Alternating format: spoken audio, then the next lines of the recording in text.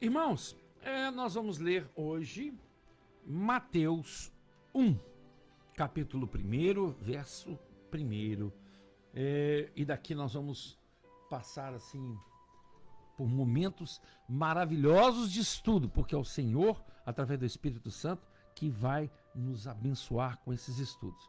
Portanto, preste bastante atenção, porque é muito interessante o que Deus tem para revelar, que está na letra. A gente não consegue entender, apenas na revelação daquilo que está oculto e escondido. Perdão, mas a garganta também continua. Livro da genealogia de Jesus Cristo, filho de Davi, filho de Abraão. Abraão gerou Isaac, Isaac gerou Jacó, Jacó gerou Judá e seus irmãos. Judá gerou Pérez e Zerá. De Tamar, Pérez gerou Esrom, Esrom gerou Arão. Arão gerou Aminadab, Aminadab gerou Naasson, Naasson gerou Salmão, Salmão gerou Boaz de Raabe, e Boaz gerou Obed de Ruth, Obed gerou Jessé, Jessé gerou o rei Davi, e Davi gerou Salomão, a quem daquela que foi mulher de Urias, Batseba. Salomão gerou Roboão, Roboão gerou Abias, Abias gerou Asa, Asa gerou Josafá, Josafá gerou Jorão, Jorão gerou Uzias, Uzias gerou Jotão, Jotão gerou Acás, Acás gerou Ezequias, Ezequias gerou Manassés, Manassés gerou Amon, Amon gerou Josias, Josias gerou Joconias e seus irmãos, no tempo em que foram levados para o cativeiro da Babilônia. Depois do exílio da Babilônia, Jeconias gerou Salatiel, Salatiel Zorobabel, Zorobabel Abiúde, Abiúde gerou Eliaquim, Eliaquim gerou Azor, Azor gerou Sadoc, Sadoc gerou Aquim, Eliúde gerou Eliezer, Eliezer gerou Matã, Matã gerou Jacó, Jacó gerou José de Maria, da qual nasceu Jesus, denominado Cristo. Olha que maravilha. Vamos orar para a gente buscar ao Senhor enquanto se pode achar. Senhor, nós clamamos pela sua misericórdia, que seja o Espírito Santo do Senhor a trazer à luz tão maravilhosa mensagem que está escondida entre aquilo que aparentemente não tem significado, não tem significância, mas o Senhor é aquele que nos dá a luz e na sua onisciência fez essa Bíblia maravilhosa que nos surpreende a cada dia e nos ensina a cada dia mais e mais para crescermos na fé, fortalecermos a fé. Por isso nós te louvamos e glorificamos e pedimos que seja o Espírito Santo do Senhor, não o homem, não a razão. Nós oramos em nome de Jesus. Amém. Irmãos, mas para que ler isso tudo? Por que tanto nome? Por que isso está aqui em Mateus? Por que Lucas também tem uma outra genealogia de Jesus diferente? Tá. Tudo na Bíblia tem uma coerência impressionante. Mateus, ele escreve a genealogia de Jesus pelo lado de José, do pai adotivo de Jesus, né? Ele foi gerado pelo Espírito Santo, mas o marido de Maria era José. E já Lucas escreve a genealogia de Jesus por Maria, deixando claro que todos dois eram descendentes de Abraão e de Davi. Filho de Davi, não foi assim que chamaram Jesus? Filho de Davi, tem piedade de mim. Isso tocou tanto o coração de Jesus. Jesus era muito sensível à voz do homem. Lógico que a sensibilidade à voz do Espírito Santo ele tinha, porque o Espírito Santo, junto com ele e o Pai, formam a Trindade. Mas um dos motivos de termos lido é que nós chegamos a uma conclusão, nós entendemos aqui que na genealogia de Jesus, por exemplo, tem Tamar, que se prostituiu com Judá, seu sogro. Nós temos Raabe, que foi prostituta. Né? Você se lembra da situação de Raabe? Raabe estava ali em Jericó, e ela escondeu os 2 espias que Josué havia mandado. Ela foi quem abrigou eles ali. E depois eles fizeram um convite: quer ir conosco? Ela falou assim: temos ouvido o que o Deus de vocês fez por vocês no deserto. Olha que palavra maravilhosa, que coisa forte, né? E a entender que naquela época não tinha celular, não tinha rádio, não tinha jornal, mas aquela notícia chegou, saiu lá do deserto, né, do Egito para Israel e chegou em Jericó. Temos ouvido falar do seu Deus, o que ele tem feito por vocês no deserto. Irmãos, você tem ouvido, você tem procurado notícias sobre Jesus, o que Jesus fez por você, o que esse Deus fez por você, para que tudo se preparasse para que você dissesse um sim à salvação. Tudo preparado, o Senhor armou todas as situações para você falar sim. Não negue a esse Jesus que pode te dar uma salvação, uma vida eterna com Deus. Não importa quem você é, quem você foi no seu passado. No passado de Jesus aqui, nos antepassados de Jesus, tinha Raabe, que era prostituta e mudou de vida. Acertou, mudou mesmo. Tinha a situação de Judá. Judá, ele foi morar numa região cananeia. Ele abandonou seus irmãos na terra de Canaã, Sem, Cã e Jafé. Canaã era filho de Cã. A terra que deveria ser tomada, né, com o povo voltando do cativeiro do Egito. Ali o povo, Deus deu a orientação para Moisés e depois para Josué para entrar e destruir todo mundo, porque eram idólatras, tinham o sangue de nefilins, refadins, né, os filhos de Rafá.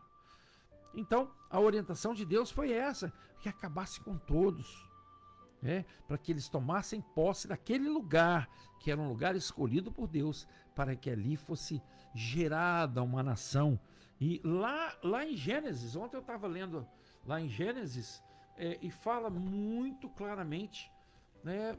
Presta atenção nesse texto que eu vou ler, porque aqui está a primeira referência a Israel na Bíblia. Gênesis 2:8. Ora, Yahvé, Deus, havia plantado um jardim na região do Éden, no Oriente, para os lados do leste, e ali colocou o ser humano que formara. Irmãos, presta atenção naquilo que está oculto aqui. Deus tinha acabado de fazer o mundo. Mas Oriente de onde? Leste de onde? Qual a referência que Deus usou para dizer assim, o jardim do Éden, né, plantado um jardim na região do Éden, no Oriente.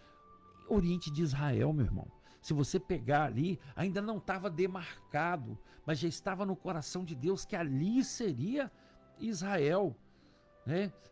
Para o leste era o jardim, porque lá estão os 4 rios, Pison, Geon, Tigre e Eufrates. Então é impressionante como que Deus coloca na sua onisciência situações que só são reveladas mesmo quando se busca aquilo que está por trás da letra. E ele revela, né? Ele não faz nada sem antes revelar aos seus servos, os profetas. Eu tenho a impressão que esse texto é Amós 3:7. Depois eu confirmo para os irmãos. Deus não faz nada sem antes revelar aos seus servos, os profetas. Se você é boca de Deus, é profeta do Senhor, pode buscar no Senhor, que Ele vai te revelar o oculto e o escondido, né? Então, aquela terra já estava no coração de Deus. Levítico 25:23, aí ele fala, ali é um decreto da terra, né? Essa terra é minha, sois apenas peregrinos nela comigo. Ele fala em Levítico 25, 23. Mas então, essa situação toda nos leva ali às tribos, às 12 tribos. Uma das 12 tribos era a tribo de Judá. Judá deu descendência a uma tribo importante, né? A região da Judéia hoje é uma homenagem a Judá. A religião judaica é porque é a religião que eles proclamavam, eles professavam nessa época aqui, né? E até mesmo até hoje. Então, quando Judá que deu origem a isso, ele não foi um ser perfeito, não foi um homem perfeito. Ele foi morar lá no meio dos cananeus, como nós falamos, né? Depois lá ele casou com uma mulher chamada Batsua, e teve alguns filhos. O primeiro filho chamava Isso é interessante porque a Bíblia fala assim: Deus matou. Se casou com Tamar, e Deus não quis. Achou alguma coisa, a Bíblia não cita, mas fez alguma coisa que desagradou muito a Deus, e Deus o levou, né? Ou mandou para outro lugar, né? Não sei. E depois Tamar, conforme a lei do levirato, ela se desposou com o segundo filho. O segundo filho chamava Onã. E Onã não queria ter filhos com Tamar. O certo, pela lei do levirato, a lei levítica, falava sobre isso. O segundo filho deveria assumir a esposa do primeiro, mas ele não queria. E a Bíblia diz, me parece que em Crônicas, que ele, ou Gênesis, ou os dois falam sobre isso, que ele derramava a sua semente no chão. Então, durante a intimidade, a relação, ele não queria ter filhos com ela e derramava a sua semente no chão. É o que diz a palavra. E Deus também o matou. E o certo seria o terceiro filho assumir. Esse filho se chamava Selá. É o terceiro filho. Então mas ele era muito novo. E então Judá promete a Tamar que daria a ela, quando ele crescesse, a condição de ter um filho. Irmãos, pensa bem. Ali, nessa decisão, estava a descendência do próprio Jesus. Porque Jesus já havia a profecia de que ele descenderia de Abraão e descenderia de Davi. Portanto, se aquilo fosse quebrado, aquela corrente ali fosse quebrada, a genealogia de Jesus seria quebrada. Então, o que aconteceu? A Tamar, o tempo foi passando, Judá não lhe deu esse filho dele, Selá, e Tamar, então, ela armou para Judá. Eles foram numa grande colheita que houve numa determinada época, a produção foi muito grande, então eles foram comemorar. Aquelas pessoas que trabalharam na colheita, logo após o dia de serviço, foram comemorar. E Judá procurou uma prostituta. Só que Tamar, ela se vestiu de prostituta, e acabou convencendo a Judá a ficar com ela. E ela então engravidou do seu sogro. Aí sim vem a sequência não se perdeu.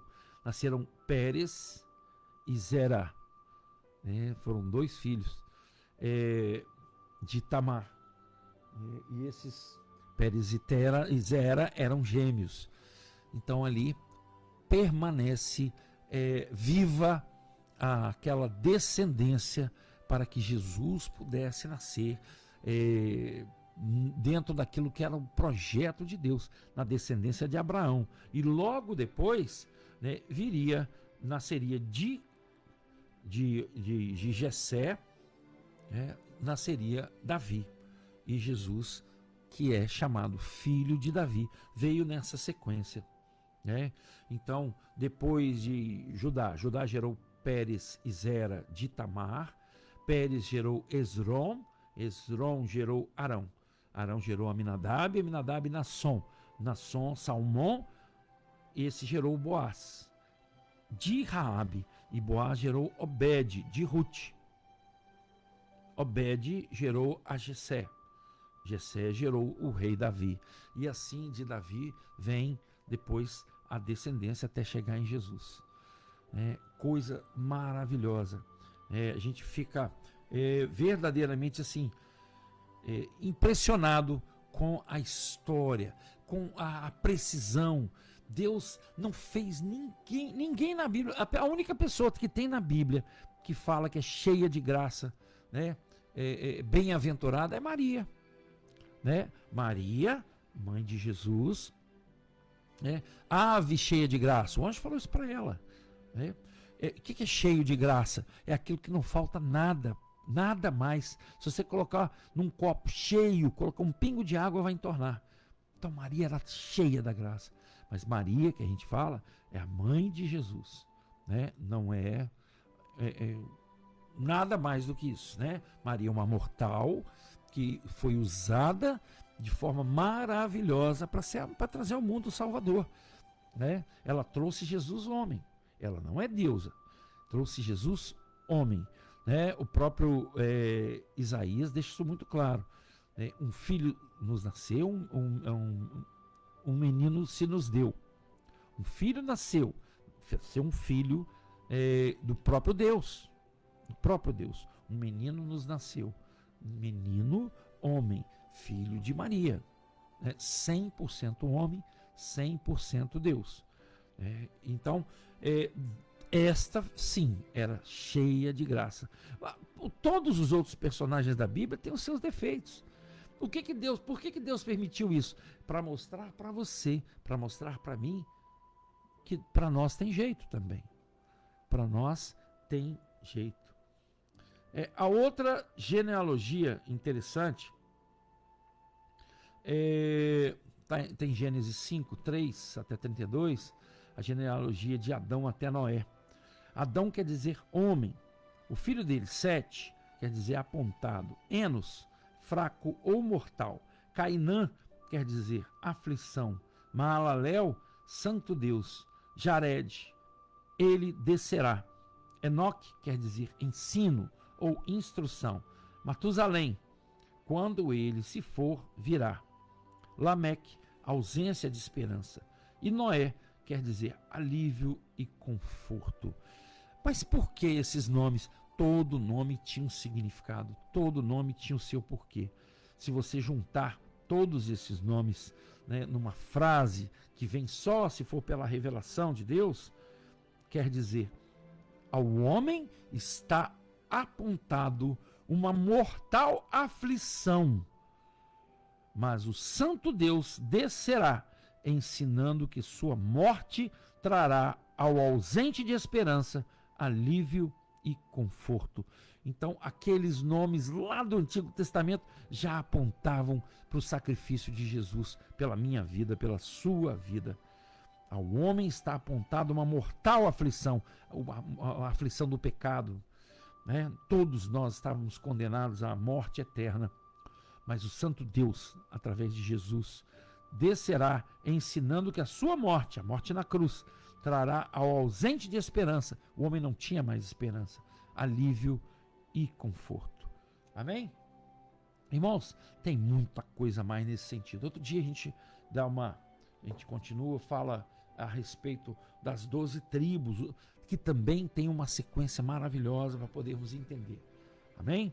Nós vamos ficando por aqui, que Deus possa abençoar a sua vida e que você possa entender as mensagens que Deus tem chamado. Deus não vai invadir a sua vida, tá? Ele está à porta e bate. Se abrires, ele vai entrar e vai cear com você, e vai te dar uma vida eterna no céu. Amém?